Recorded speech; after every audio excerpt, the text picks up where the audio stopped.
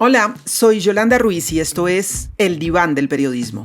Una de las cosas que más me lamento en mi vida de reportera es haber perdido la oportunidad de hablar con él. Estamos escuchando a Sabrina Duque. Y él estaba todos los días en el restaurante que quedaba súper cerca de mi casa. Y me gustaba mirarlo porque era como un imán. Pero era un imán muy curioso porque no parecía ser del tamaño de su leyenda. Sabrina es escritora, periodista y traductora. Tiene una cualidad muy especial. Hace perfiles y al escribirlos es capaz de ver y hacernos ver el alma de los otros. Nos está hablando sobre Eusebio, la Pantera Negra, una leyenda del fútbol, de los mejores jugadores europeos del siglo XX y máximo goleador de todos los tiempos del Benfica. Voy a ir al restaurante y voy a hablar con él. Se acercaba el Mundial del 2014. En los periódicos se hablaba de Cristiano Ronaldo, de si al fin iba a superar el mito de Eusebio para convertirse en el mejor jugador en la historia de Portugal. Era invierno, Lisboa llueve. Y yo iba al restaurante con el paraguas y le pedí una entrevista. Me interesaba saber lo que Eusebio tenía que decir sobre esto, porque yo sabía que él era muy celoso de su mito. Y me dijo que después de las fiestas. La entrevista nunca se realizó. Y es que a veces los periodistas nos equivocamos por omisión, por lo que no preguntamos, por las historias que no hacemos, por los intentos que aplazamos. Dije, bueno, no lo voy a poder tener, pero sí voy a contar su historia. Sabrina contó la historia de Eusebio y contó otras que se recogen en el libro Necesito saber hoy de tu vida. Es una recopilación de perfiles y sobre ese trabajo precisamente es el episodio de hoy. ¿Cómo meterse en el alma del otro para entenderlo y contarlo a los demás? ¿Qué hay detrás de estas historias? Soy Yolanda Ruiz y están a punto de escuchar El Diván del Periodismo. La invitada de hoy, Sabrina Duque.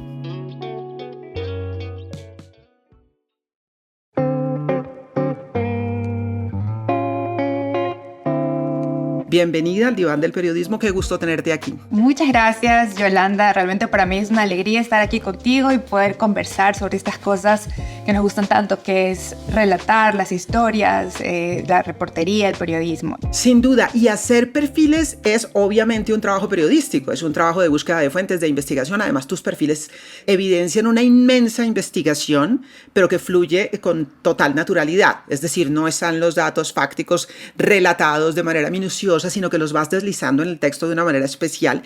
Y yo diría que la primera pregunta que quiero plantearte es si hay dilemas entre narrar lo real y lo irreal cuando se está haciendo periodismo literario, periodismo narrativo, porque hay una dosis muy alta de literatura, pero lo que te digo, pero hay muchos datos muy precisos. ¿Para ti eso es un dilema? Es decir, a veces te puede ganar la historia que te jala hacia un lado, pero tienes que apegarte a los hechos, o se va construyendo simplemente sobre lo real. Todo siempre es sobre lo real. Eso es una cosa que me he propuesto porque yo quiero que lo mío sea un periodismo, una literatura de no ficción. O sea, yo tengo en mi caja de herramientas todo el tema del uso del lenguaje y de las imágenes y de cómo reconstruir una escena, pero cada escena que yo reconstruyo es sumamente hablada. O sea, no es lo que pasó en la realidad porque estoy confiando en la memoria de la gente. Pero hay cosas que se pueden verificar. Por ejemplo, me dice, era un día soleado, entonces voy a buscar cuál era el clima en esa ciudad en tal día, y eso está en internet, es sumamente fácil encontrar. Y si Weather Channel y el otro dicen que estaba lloviendo, entonces ahí hay un problema de memoria, hay que cotejar eso, hay que repensar, ¿estás seguro que era este día o no habrá sido después o etcétera? Pero el tema es, yo confío en la memoria de la gente. Verifico muchas cosas que son verificables desde afuera. Y mi propósito siempre es no dejarme arrastrar por ningún tipo de tentación de hacerlo algo como más florido o literario, porque no necesito buscar más allá. La realidad está llena de cosas súper interesantes y a veces la realidad parece mala literatura, cosas que tú leerías y dirías, ay, pero ¿qué es esto? Esto de aquí está demasiado forzado, como un tipo que tiene 5 clones de un perro muerto y ese va a ser el candidato sorpresa argentina. O sea, eso si hubiéramos leído en un cuento hubiera sido así como, por favor. pero la realidad es así, tiene esas cosas. Me impacta mucho todo lo que me cuentas del nivel, dijéramos, de confirmación y de precisión, y recuerdo de inmediato el libro de Gabriel García Márquez, que sé que te ha inspirado de alguna manera, que es Noticia de un secuestro, porque circulan muchas versiones, algunos dicen que hasta mitos sobre los procesos de confirmación que hacía Gabo para poder tener la precisión exacta de qué era lo que estaba pasando exactamente, qué ocurría ese día. Alguien decía que alguna vez incluso quería saber cómo se veía cierta parte de la ciudad desde el baúl del carro en el momento en que lo abren, y había que meterse dentro del baúl para poder hacer la descripción de qué era lo que se veía, lo que sonaba y cómo se sentía, que realmente es impactante. Y noto que tú tienes ese nivel, dijéramos, de rigurosidad para llegar a confirmar cada detalle. En el caso que tú mencionas justamente de Vasco Pimentel, que me parece que es muy interesante y que además el título del oidor me parece más que perfecto, que es un hombre que no tolera el silencio, pero que trabaja con la música, y tal vez eso mismo lo hace con una mayor sensibilidad frente al silencio.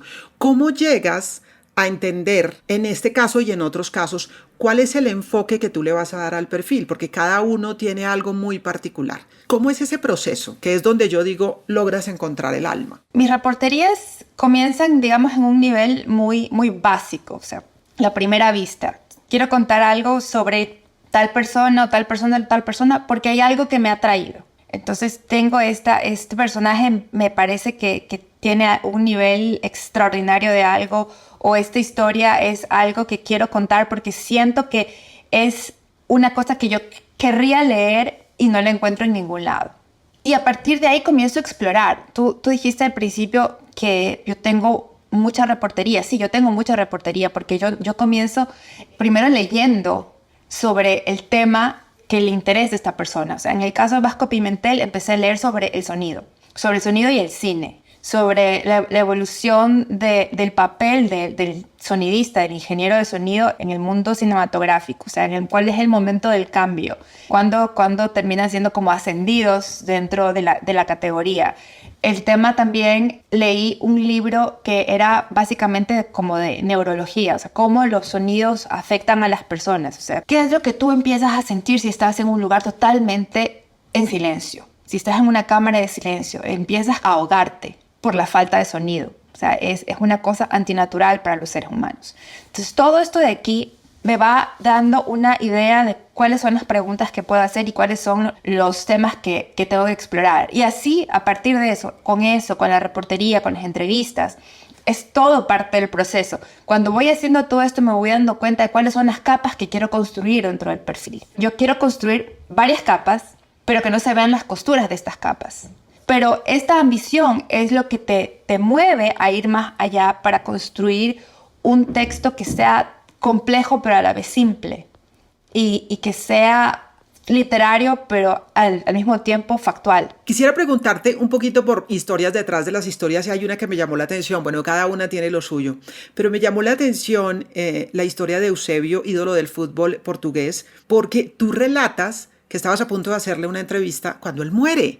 ¿Qué pasó ahí? ¿Tu decisión de hacer el perfil era antes de la entrevista o después de la entrevista? ¿Y qué pasó? Me parece que es una historia para entender y para conocer de fondo. Fue cosa de que, voy a escribir sobre él. Primero era que me gustaba mirarlo. O sea, tampoco quería que se sintiera incómodo conmigo. Me gustaba mirarlo y él estaba todos los días en el restaurante que quedaba así súper cerca de mi casa. Y ese lugar era prácticamente una iglesia para él porque estaba lleno de fotografías suyas. Es un restaurante cuyo dueño es fanático del Benfica y toda la decoración está construida alrededor de la historia del Benfica, y él fue el Benfica básicamente durante mucho tiempo. Y ahí pensé, voy a escribir sobre él, quiero escribir sobre él, y se estaba acercando el Mundial de Fútbol. Y ahí yo pensé, este es el momento, podemos conversar sobre esto, podemos conversar sobre esa coyuntura, porque ahora había comenzado en la prensa a hablar, empezado a hablar de que si esta vez Cristiano Ronaldo iba a superar el mito de Eusebio, si era posible. Tú sabes, como es antes del Mundial de Fútbol, todo el mundo delira y construye castillos y fantasías sobre cuando seamos campeones del Mundial. Básicamente eso es lo que estaban haciendo los portugueses en ese momento, y a mí me interesaba saber lo que Eusebio tenía que decir sobre esto, porque yo sabía que él era muy celoso de su mito. muy celoso de su historia. Entonces no le gustaban esas comparaciones porque al final de los finales Cristiano Ronaldo nunca llegó al nivel de que él tuvo en mundiales. Pero estabas pensando hablar con él sobre la coyuntura del mundial. No estabas pensando hacer un perfil. No, sí, era un perfil. O sea, la coyuntura era el mundial, pero que le quería hacer un perfil porque básicamente a mí lo que me gusta hacer son perfiles. Al final terminé siendo algo como un obituario porque se me murió. Y eso fue tremendo, era invierno y le pedí una entrevista y me dijo que después de las fiestas, estaba cerca de la Navidad, yo después de las fiestas, entonces pensé, ok, después del 6 de enero, que es cuando ya se acaban las fiestas básicamente, voy a ir al restaurante y voy a hablar con él. Pero él se murió para el Día de Reyes. Tremendo. Cuando vi la noticia, si primero uno siente cuando se pone pálido, como si se te va toda la sangre al piso. O sea, pues así, no es posible que perdí la oportunidad de haber hablado con Eusebio, de haberlo entrevistado. ¿Por qué no me le acerqué antes? Estuve durante muchísimo tiempo con eso. ¿Por qué no me le acerqué antes? Pero ya estás en la ciudad, en un país que está de duelo y es un luto tan sentido, tan extendido, tan presente, que era como no puedo dejar de contar esto. Y ahí dije, bueno, o sea, no lo voy a poder tener, pero sí voy a contar su historia. Y de pronto es, bueno, se muere el protagonista, pero la historia está ahí. Y de repente tú la ves y con la muerte, pues es un ídolo, es una leyenda del fútbol portugués impresionante. De pronto lo que descubres es aún más valioso contar su historia y contar quién es en este escenario, aunque quede como ese sinsabor de no haber hablado con él, porque además lo particular para quienes no han leído el libro, que lo recomiendo, es que claro, como dice Sabrina, iban al mismo restaurante todo el tiempo, todos los días, estaban allí, no se conocían, pero él estaba en su mesa, Sabrina en su mesa, y yo creo que de ahí nos queda una lección también, Sabrina, y es cuando le quieras preguntar algo a un personaje, de una vez. Agárralo, sí, para siempre, sí, no hay manera. Eso de ahí nunca más me va a volver a pasar, te lo juro, Yolanda. Sí, o sea, quieres preguntarle algo a alguien y te lo encuentras y dices, como me lo encuentro aquí todo el tiempo, mañana lo hago, dentro de 15 días, en un mes, no, hay que hacerlo de una vez. Y lograste algo muy, muy hermoso en el caso de Eusebio, un homenaje tremendo que recoge la leyenda y que recoge lo que significa además para un país con todos esos elementos que tú cuentas. Cuando tú dices leo, busco en YouTube, yo también digo que YouTube es una mina. Ahí vi algunas de tus entrevistas sobre el libro también. ¿Te obsesionas un poco con los personajes? Totalmente. O sea, eso ya todo el mundo lo sabe. Cuando estaba haciendo lo de Roberto Carlos, me pasé 6 meses seguidos escuchando solo Roberto Carlos. Entonces, la persona que se subía a mi carro estaba condenada a escuchar las obras completas de Roberto Carlos, porque solo lo escuchaba a él. Y sí, tengo este nivel de obsesión. O sea, cuando estaba haciendo el de Celia Catunda, yo me sentaba a mirar los dibujos animados con mi hijo y él se aburría y se iba, y yo me quedaba hasta que se acababa el bloque completo de Celia Catunda, de lo que ella producía. O sea, es este nivel de obsesión. Yo sé que no es normal, pero de cerca nadie es normal, como dice Caetano Veloso, pero es parte de mi proceso creativo. Porque yo sueño con lo que estoy haciendo y solo pienso en eso. Y estoy totalmente entregada porque, como te decía al principio, yo tengo esta ambición y quiero escribir esto. Entonces, para lograr esto, necesito tener un nivel de compromiso con el tema que sea intenso. Y yo soy exagerada, así que me obsesiono completamente con la persona. Se nota en las historias porque se nota que lo sabes todo y más, mucho más de lo que nos cuentas. Se nota que hay más información, pero me llama la atención que hace un momento tú mencionabas que te gustaba mostrar las distintas capas de la persona y que no se notaran las costuras. Y yo tengo aquí anotado en mis apuntes que escribí que es como un bordado muy complejo, muy hermoso, al que no se le notan las costuras. Así escribes tú. Me llamó la atención porque justamente no se nota la costura, no se nota la cita, no se nota confirmar este dato, me llevó un montón de tiempo. Incluso los testimonios de las personas que se ve que entrevistas para los perfiles, que tampoco está muy establecido ni con mucha claridad en dónde habla el uno, en dónde habla el otro. Hay momentos en que hay obviamente una cita, pero sobre todo tú ves que hay una historia muy construida. En ese sentido, Sabrina, ¿es más fácil hacer un perfil de alguien que murió o es más fácil hacer un perfil de alguien que está vivo con el que tú conversas? ¿O son retos distintos? Porque cuando conversas con alguien que está vivo, esa persona quiere mostrar su mejor cara, siempre tratamos de hacerlo, ¿no? Pero la cara puede tener muchas miradas y puede tener muchas cosas. ¿Hay una diferencia entre escribir sobre alguien que ya no está y alguien que está allí con el que tú hablas? En realidad no hay una diferencia en el proceso, a más de esto de que no vas a hablar con la persona a la que estás escribiendo. Pero en el caso de alguien que está muerto, digamos, tú ya estás ante una obra completa. No estás ante una obra en construcción.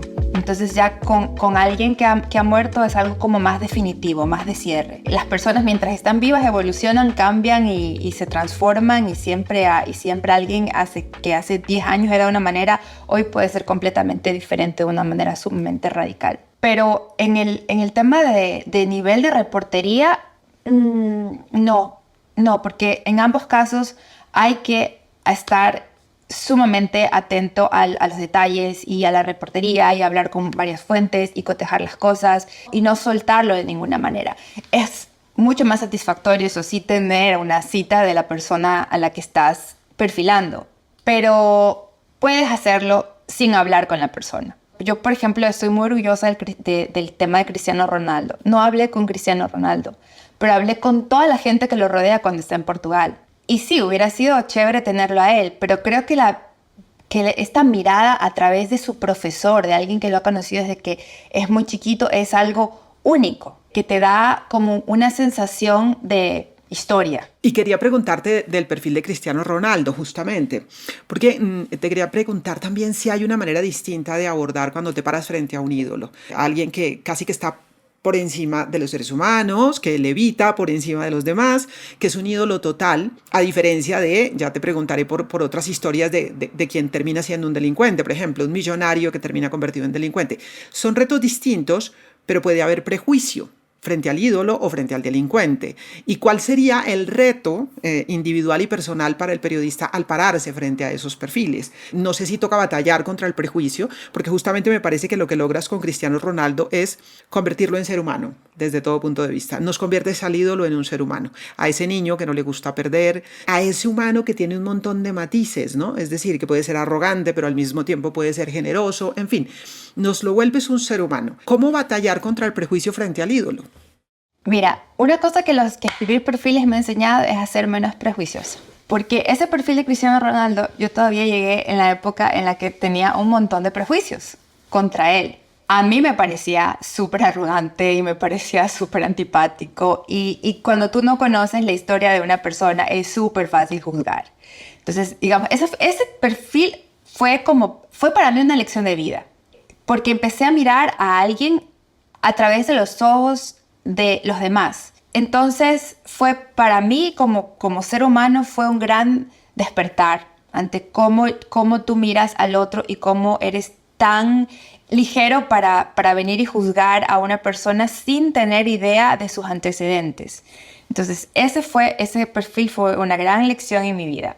¿Qué es lo que yo quería hacer? Yo cuando llegué a Portugal tenía esta visión de Cristiano Ronaldo, pero poco a poco me fui dando cuenta de que la percepción de él en Portugal no era la percepción que tenía en otros lugares. No es que no lo critican mucho, pero no por las razones por las que se lo critica afuera. Había una incongruencia ahí. ¿Quién es Cristiano Ronaldo? ¿Es esta persona que estamos mirando los hispanos o esta persona que están mirando los portugueses o es este adolescente descarriado que según las versiones de los ingleses? Y ahí fui entrando a entenderlo y ya tenía 2 años viviendo en Portugal, así que a esas alturas ya había como decodificado la cultura local y cómo la gente habla y cómo son tan dueños de la verdad y cómo son tan frontales en lo que te dicen sin ningún tipo de no te doran la píldora y son absolutamente así directos. Entonces yo sabía que eso de que él decir que yo soy el mejor es algo que él piensa y está convencido de eso y siendo portugués no le da ningún tipo de pudor decirlo. Porque en Portugal incluso, por ejemplo, Vasco Pimentel, él es también muy consciente de su valor y no necesita de falsas modestias. O sea, va y lo dice y tiene razón. Riposas también, es uno de los grandes cinematógrafos de nuestros tiempos, y lo ha dicho Variety y todo lo demás. Y ellos reconocen el valor que tienen y lo dicen. Entonces, digamos, en la sociedad en la que yo me crié, decir algo y reconocer el talento propio es ser un arrogante. Es ser un intragable, es ser un montón de cosas. Pero en esta sociedad, con esta gente con la que yo estaba lidiando todos los días, no lo era. Era simplemente tener una autoestima normal. Claro, pero en nuestras culturas de pronto, porque aquí somos iguales, nos inculcan la modestia, el todo, el casi que pedir permiso para existir y para brillar de alguna manera. Sí, entonces eso no existía ya. Y eso ya era algo que para mí era... ya lo había procesado, ya lo había entendido. Y eso también, o sea, entender la cultura en la que nace una persona también te ayuda a entender su comportamiento. Ese fue un perfil que escribí sumamente rápido. Fue una cosa a contratiempo, básicamente. Pero fue un tema que me dejó esta satisfacción de haberme enfrentado a mi prejuicio y haber deconstruido a esta persona y haber mostrado que él era mucho más de el tipo arrogante que es súper vanidoso, y la gente también tenía esta imagen de que Cristiano Ronaldo es vanidoso y no es consciente de su propia vanidad. Hasta eso me di cuenta que él era totalmente consciente y que muchas veces lo hace a propósito. Otra cosa que yo terminé admirando mucho de Cristiano Ronaldo es su ética de trabajo, porque él es muy talentoso, pero es muy enfocado a lo que quiere. Y sus objetivos deportivos, él se los plantea y luego evalúa con un grupo de personas qué tiene que hacer para llegar allá. Y trabaja mucho para lograrlo, no es simplemente soy un ídolo y ya, ¿no? Entrena muy fuerte, muy duro. Exacto. Se fija metas. Es muy impresionante el perfil de Cristiano Ronaldo porque, como te digo, logras ponerlo en su dimensión humana. Pero quiero irme al otro personaje que me llama la atención porque es el millonario venido a menos, que me llamó mucho la atención además por la manera como tú logras a través del huevo Fabergé hacernos ver lo que es este personaje.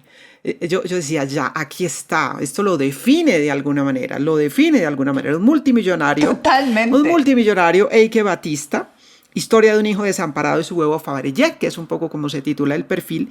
Pero lo que te quiero preguntar es, si tú dices que frente a Cristiano Ronaldo entendiste que había mucho prejuicio, ¿qué pasa frente a un personaje como estos, no? Es el millonario que encarna toda una manera de ver el mundo, que termina con unas empresas quebradas, en fin, ¿cómo te paras frente a esa historia para poder contarla? Bueno, la historia de Eike Batista es una historia así de falsedad, básicamente. El personaje siempre ha tenido esta imagen de alguien que muestra demasiado como para ocultar algo.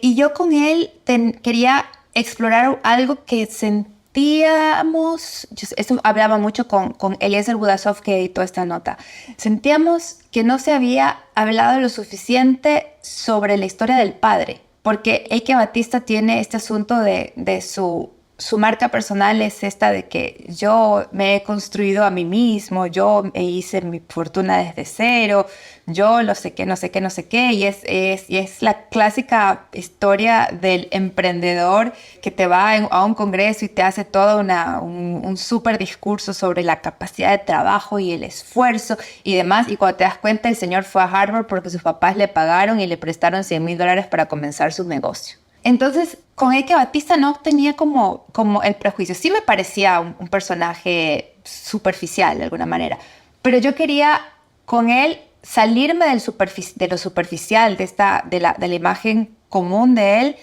y entender cuál era la relación con su padre. Por ahí comencé. Ese fue como el corazón de la historia. Yo quería saber cuál era la relación con el padre, por qué lo borraba de su historia oficial. ¿Por qué había desarrollado toda esta fantasía alrededor de ser el hombre hecho a sí mismo y no sé qué, y no sé qué? Y ahí en la exploración fui encontrando todos estos detalles sobre Eike Batista que lo convierten más bien en un personaje de una telenovela de la Globo, con intrigas y traiciones y carnaval de por medio. Y yo no lo veía como un payaso. Yo quería entender lo que había ahí. Y me parecía más bien una historia seria, pues yo sentía que había algún tipo de trauma en la historia de Eike Batista. Y a eso fue lo que yo fui a buscar cuando empecé a escribir sobre él. Es bien interesante, es apasionante de verdad conocer esta historia porque además les digo, yo en determinados momentos leyendo tus historias, Sabrina, en este libro Necesito saber hoy de tu vida, yo decía, estos son perfiles, pero hay algunos que son más que perfiles o que son otras cositas distintas a perfiles. Y en este en particular, dijéramos que tú nos das como un bonus track en medio del perfil y es contarnos mucho de la historia de Odebrecht, porque se mete allí la historia, porque van en paralelo también. Y me parece súper interesante porque en varios de los perfiles encontré como esas digresiones en donde te vas un rato y luego vuelves. Ya vuelvo con el personaje, espérenme aquí que les tengo que contar lo de Odebrecht. No sé si es la idea, si se fue dando así, si querías hacerlo o te lo encontraste en el camino, en este caso, por ejemplo. Sí, en este caso había que contar esta historia porque él era parte de toda esta historia. O sea, él fue la parte de este Brasil optimista, que era absurdamente rico, que tenía empresas por toda la región, construyendo los grandes proyectos de todos los países. Y fue un momento que Brasil lo vivía con esta ilusión de Brasil tiene esto que es el país del futuro. O sea, el futuro ya estaba aquí. Estaban a punto de llegar al futuro. Estaban yendo a convertirse en lo que tantas veces se había predicho. Entonces, Eike Batista forma parte de todo este movimiento y no podía contar su historia, la historia de su auge, sin contar la historia del auge de Brasil en ese momento y de la política que llevó a que esto fuera posible. Entonces, hay que contarlo, tiene que estar ahí. Si se lo quitas, no es que el perfil se queda cojo, pero el lector se queda sin entender una gran parte del contexto. Y el contexto es súper importante en este caso. Y por eso me parece interesante. Otro perfil que me parece que tiene mucho de perfil, pero tiene mucho de proclama, lo digo en esos términos, de proclama feminista, es el que tú haces de Celia Catunda, que para mi vergüenza no la conocía, ¿sabes? La descubrí aquí en tu texto. Qué impresionante historia de esta mujer que se dedica a los dibujos animados y todo lo que ha hecho a través de ellos en términos de empoderamiento, de lo que significa transformar en el cerebro de los niños y las niñas esos estereotipos que nos metieron en la cabeza. Tanto que tú en algún momento lo dices, ¿no? Es decir, en algún momento que sepan disculpar si este perfil sobre una hacedora de dibujos animados suena a más que un perfil sobre una hacedora de dibujos animados. Es mucho más porque además hace una investigación tremenda sobre las mujeres a lo largo de la historia y particularmente las mujeres que hacen ciencia. Y me parece que allí hay una investigación impresionante y valiosísima realmente. Pero creo que también en este caso, tú me corregirás, era parte esencial para entender el trabajo de Celia. Sí, primero que nada, Yolanda, no tienes nada que avergonzarte, porque cuando yo escribí sobre Celia Catunda, ningún medio brasileño había escrito sobre ella. Yo escribí sobre ella siendo lo que ya era en ese momento. Era de la producción audiovisual de Brasil una de las personas más destacadas, una de las que más cosas había ganado en todo el mundo. El impacto cultural mundial que ella tenía ya en ese momento era asombroso. Y yo cuando empecé la tarea de escribir este perfil, la cosa que yo me quedé impresionada fue que yo puse su nombre en el buscador y no salía nada sobre ella. Increíble. Era como si la mujer era solamente Celia Catunda y Kiko Mistorigo de TV Pinguín. Esas eran las únicas citas de ella en la prensa. Y eran cosas como, salió Peixonauta, salió el show de Luna, se presentó, va a salir en Discovery. Era todo alrededor del producto audiovisual o notas que hay tantos productores brasileños en la feria de Mónaco presentando no sé qué. Entre ellos están TV Pinguín sin ningún tipo de referencia. Entonces yo no tenía idea de cómo era la cara de esta señora, cuál era su historia, dónde había estudiado. O sea, era como un fantasma. Y yo me quedé totalmente impresionada porque era algo que estaba Discovery Kids todo el día, pasaba por lo menos 2 de las 3 de las producciones de Celia Catunda. Y nadie en la prensa brasileña había ido y se había sentado con ella para hacerle por lo menos una entrevista para que contara su vida. Entonces, tú tranquila que esto de aquí es un pecado original. Esta mujer no ha recibido en su país el reconocimiento que merece. Este es el caso, por ejemplo, Yolanda, en el que yo quería leer esto sobre ella y no había la historia sobre ella. Así que yo fui y la conté. Hay que escribirla. Pero es impresionante, les recomiendo de verdad el perfil de Celia Catunda, porque además es el de ella y el de un montón de mujeres que han sido ninguneadas, que a lo largo de la historia han estado ocultas, a pesar de que tienen unos logros impresionantes, pero el trabajo de esta mujer está transformando la realidad a hoy y al futuro, porque es que cuando las niñas ven en los dibujos animados que pueden ser científicas, que pueden preguntarse, que no son solamente las que acompañan a los héroes, pues eso cambia definitivamente el cerebro y la manera como funcionan las sociedades.